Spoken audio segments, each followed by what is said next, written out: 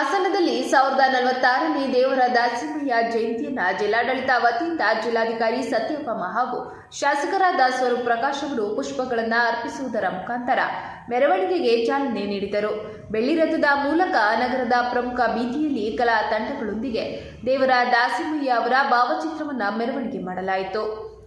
ಇನ್ನು ಹಾಸನ ಜಿಲ್ಲಾ ನೇಕಾರ ಸಮುದಾಯದ ಒಕ್ಕೂಟದ ಅಧ್ಯಕ್ಷ ಶಂಕರ್ ಶೆಟ್ಟಿ, ಹಾಸನ ಜಿಲ್ಲಾ ದೇವಾಂಗ ಸಂಘದ ಅಧ್ಯಕ್ಷ ನಂಜುಂಡಸ್ವಾಮಿ, ಹಾಸನ ಜಿಲ್ಲಾ ದೇವಾಂಗ ನೌಕರರ ಸಂಘದ ಅಧ್ಯಕ್ಷ ಡಾಕ್ಟರ್ ಬಿಎಂ ವಿಜಯ್, ಕುರುಹಿನ ಶೆಟ್ಟಿ ಸಂಘದ ಜಿಲ್ಲಾ ಅಧ್ಯಕ್ಷ ನಾರಾಯಣ ಶೆಟ್ಟಿ, ಪಟ್ಟಶಾಲಿ ಸಮುದಾಯದ ಅಧ್ಯಕ್ಷ ಲಕ್ಷ್ಮಣ್, ತ್ಯಾಗರಾಜ್, ಪರಮೇಶ್, ಕರ್ನಾಟಕ ರಾಜ್ಯ ನೇಕಾರ ಸಮುದಾಯಗಳ ಒಕ್ಕೂಟ ಮಹಿಳಾ ವಿಭಾಗದ ಉಪಾಧ್ಯಕ್ಷೆ ಪ್ರೇಮಮ್ಮ, ಲೋಕೇಶ್, ಕುಮಾರ್, ಶ್ರೀನಿವಾಸ್ ಶೆಟ್ಟಿ ಹಾಗೂ ನೇಕಾರರ ಸಮುದಾಯದ ಎಲ್ಲ ಪದಾಧಿಕಾರಿಗಳು ಹಾಗೂ ನಾಗರಿಕ ಬಂಧುಗಳು ಹಾಜರಿದ್ದರು.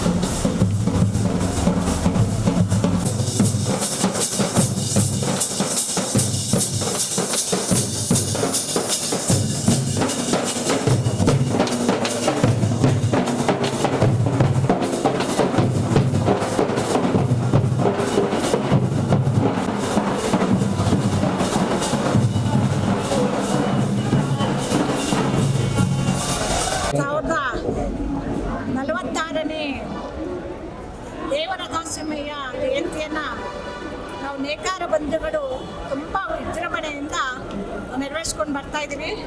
ಇವತ್ತಿನ ದಿನ ನಮಗೆ ಭಾಳ ಸಂತೋಷಕರವಾದ ದಿನ.